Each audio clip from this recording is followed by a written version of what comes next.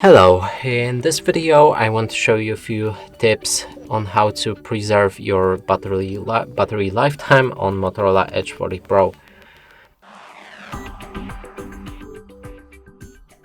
And to do this, we'll need to open our settings. Here locate the battery. Now if you scroll down, you can enable optimized charging.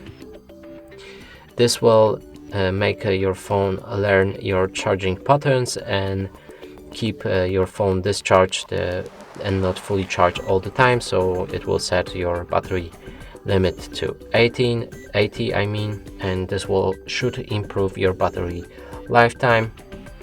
I would make a charge boost disabled.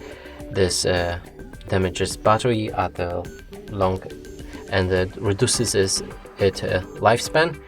Next one is overcharge protection. Also enable it. It will limit the charging limit again to 80 and prevent fully charging your battery. And also one tip that you can't enable anywhere is to never discharge your phone. Keep it on all the time, and this should also improve it greatly.